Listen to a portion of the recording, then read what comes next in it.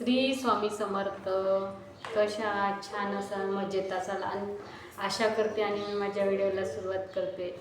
मी प्रियंका. तर आज काय घेऊन आले बघा. तर आज नागपंचमीविषयी तर माहिती देत आहे. कधी आहे, काय आहे, का मानली जाते, याच्यावर काय कथा आहे, म्हणजे कशामुळे नागपूजन केले जाते, तर मी आज तुम्हाला सांगत आहे. तर नागपूजा हे आता श्रावण महिना लागला तर पंचमीच्या दिवशी म्हणजे 5वा दिवस असतो तो नागपंचमीचा दिवस असतो. तर त्या दिवशी नागपंचमी मानली जाते. तर श्रावण महिन्यात हा पंचमीच्या दिवशी पहिला सण हा नागपंचमीच असतो. तर कधी साजरी केली जाते? दरवर्षी श्रावण शुद्ध पंचमीला साजरा केला जातो हा सण. तर हे तर प्रत्येकालाच माहीत आहे, काय विषय वाढवते बा म्हणून. आता तर मग आता याचे महत्त्व काय आहे? नाग भगवान महादेवांचा अलंकार मानला जातो. अलंकार म्हणजे ते गळ्यात टाकून राहते, तर अलंकारच म्हणू शकतो आपण. तर अलंकार आहे महादेवाचा, नागदेवता, आणि ते महादेवांचं रक्षण पण करतो. आणि महादेव जिथेही जाईल ते महादेवाच्या सोबतच असते. पहा तुम्ही कोणत्याही याच्यात दिसते, नाग गळ्याला लावलेलाच दिसलेलाच असते. तर महादेवासोबत नागाची पण पूजा केली जाते. आता प्रदीप मिश्रामुळे तर महादेवाला तर खूप महत्त्व दिलेलं आहे. पहिले काही एवढे लोक करायचे नाही, एवढी शिवालयात गर्दी पण राहायची नाही. पण आता खूप म्हणजे माहोल आहे, कारण आता महादेव ओलाच राहतो. तर तुम्ही बघताच, कारण महादेवाची खूप आता छान प्रकारे पूजा केली जात आहे. तर त्याच्यासोबत नागदेवताची पण आता म्हणजे राहतेच. तर चला विषय जास्त काही वाढवत नाही. तर याच्यात वैज्ञानिक महत्त्व काय आहे? शेतकऱ्याचा मित्र मानला जाते वैज्ञानिकमध्ये. तर म्हटलं तर कारण मित्र कशामुळे म्हटलं जाते? शेतात उंदीर आहे ना, मालाचं खूप नुकसान करते. कुठे पण ते छिद्र वगैरे बिळं करतात, याच्यामुळे भीती राहते. तर काय करते उंदीर, काय करते, पूर्ण माल आहे ना झाडाला, म्हणजे मालाचा पूर्ण माल खाऊन घेते ती उभ्या झाडाच्या. तर माझ्या घरी शेत, मलाही अनुभव आहे उंदराचं. तर ते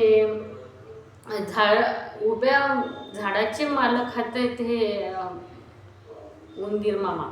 तर त्याच्यामुळे मग याचं रक्षण करणारा हा सापच असतो. हा काय करतो, सापाचं एक तर खाद्य म्हणजे उंदीर आहे, त्याचं अन्नच मानलं जाते. तर तो खाऊन घेतो. तर हे म्हणजे याच्यामुळे आणि शेतकऱ्याचं फायदा असतो, कारण मालाचं नुकसान होत नाही, मालाचं रक्षण करते साप हा. आणि हे याचं वैज्ञानिक म्हणजे एक म्हटलं जाते कारण.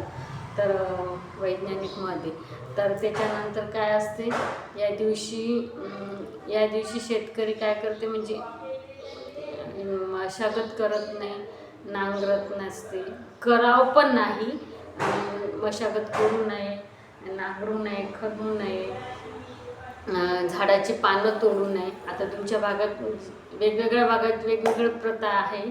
तर या दिवशी हे असं काही करू नये, खणू नये, निंदू नये, तर नांगराचं नाही. कारण नांगरण्यावर एक कथा आलेली होती. एका शेतकऱ्यानं काय केलं होतं, त्यांना म्हणजे तो नांगरत होता, नांगरण्याच्या याच्याने ते फाळ लागली होती. तर ते वारूळ फुटलं. वारुळामधून ते वारूळ फुटल्यानंतर ते पिल्लं असतं, त्या पिल्ल्याला फाळ लागली होती. तर सर्व पिल्ले मरण पावले होते. तर नागिनीला खूप राग आला होता. नागिनीनं मग त्या अख्ख्या कुटुंबावर तिनं दंश करून सर्व हे झालं होतं. तर मग त्या शेतकऱ्याच्या त्या बहिणीने मग काय केली होती, नागपंचमीच्या म्हणजे त्या दिवशी पूजन केलं होतं. पूजन केलं तर सर्व मनोभाव प्रार्थना केली होती की तू काय माझ्या म्हणजे कुटुंबावर तू दंश केला आणि माझ्या कुटुंबाचं तू असं करू नको. कारण त्या नागिनीनं तिचे पिल्ले केलं ते, म्हणून तिच्या शेतकऱ्याच्या पूर्ण कुटुंबावर त्याने दंश केला होता. म्हणून मग तिच्या बहिणीनं काय केलं, मग पूजा करून ते सर्व म्हणजे दशरथ म्हणजे ती नागिन पावली आणि ते शेतकरी जिवंत झाले. तर अशी त्यामागची कथा आहे. तर त्याच्यानंतर कृष्णाचं पण काय आहे, ते कृष्ण आणि कालिया नागाची कथा कशी होती माहीत आहे का? भगवान कृष्णाने यमुना नदीच्या पात्रात कालिया नागाचा पराभव करून ब्रजवासियांचा विषापासून म्हणजे विषापासून त्यांची सुटका केली होती. कारण ब्रजवासियांना नाही म्हणजे विष हे झालं होतं, तर ते विष त्याच्यापासून म्हणजे ते प्राशन नाही करावं म्हणून त्याच्या अगोदर त्यांची सुटका केली होती या दिवशी. म्हणून या दिवसपासून नागपूजा ते सुरू करण्यात आली होती. श्रावण महिन्याच्या 5व्या दिवशी जो आलेला सण असतो तो म्हणजे श्रावण शुद्ध पंचमी म्हणजेच नागपूजा. तर ही नागपूजा तुम्हाला जर घरच्या घरी करायची असेल तर कशी पद्धतीनं करायची तर ते मी सांगते. आता कशी पद्धत आहे, आता कोणी काय करते, आता आमच्या साईडला काय करतात म्हणजे आमची पद्धत सांगते. आता म्हणजे वेगवेगळ्या पद्धती शिववडिलांना का पद्धती बदलल्या.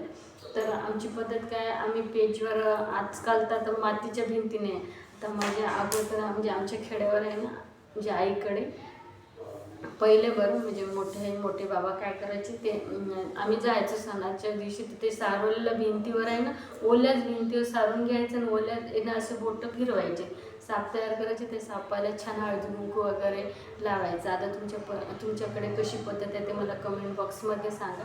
आता तर माझ्या इकडे सासरकडे काय करते, याची भिंतीवर कागद पेजवर आपले नाक काढायचे, दूध घ्यायचं, त्याच्यानंतर हळद कुंकू अष्टगंध मिक्स करून तो काडीला कापूस गुंडाळायचा आणि त्यात त्यांना नागा असं बरोबर नागा आकाराचे 5 काढायचे असते. आणि देवघरात आता तर पाटी राहिलीच नाही, तर पेजवर छान 5 फण्याचं नाग काढल्या जाते. मी तुम्हाला नागपंचमीच्या दिवशी व्हिडिओ करेल, मी कसा बनवला ते तुम्हाला दाखवल पण. तर एका पाटीवर आहे ना नाग असा मस्त नाग असा काढून छान काढायचा. त्याला काय करतो, आता कोळसा तर राहतच नाही, तर काजळाचे 5 डोळे करायचे त्यांना फण्यावर, समजा फणीवर आहे ना 5 डोळे करायचे. त्या पेजवर प्रत्येकाने हे करायचे. मदत मग कुंकूनं पूजन करायचं. त्या दिवशी लाया फुटाण्याचं नैवेद्याचा खूप मान आहे, लाया फुटाणे दाखवायचे असते. वर्ज्य काय आहे तर लाया फुटण्याचं नैवेद्य. तर पूजेला साहित्य काय असतं, ते व्हाईट धाग्याले हळद लावायची, तो धाग्यात आहे ना बेलन फूल बांधायचं आणि ते छान नागायला अर्पण करायचं असतं. अशा प्रकारची पूजा आहे. तर तुमच्याकडे कशी आहे ते मला कमेंट बॉक्समध्ये सांगा. त्याच्यानंतर मग त्याचे समजा नियम आहे त्या दिवशी काय पाळायचे असते.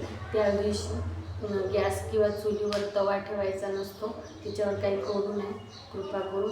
आता आमच्या साईडला माझ्या सासरकडे ना ते उकळीच्या पाण्यावर आहे पुरण शिजवायचं. ते तुम्ही आता वाफेवर इकडे काय वाफेवर ते कणकीच्या अशा पोळ्या छोट्या पोळपाटावर लाटायचे, त्याच्यात पुरण भरायचं, कानोले म्हणतात तिकडे. तर ते कानोले करतात आमच्याकडे.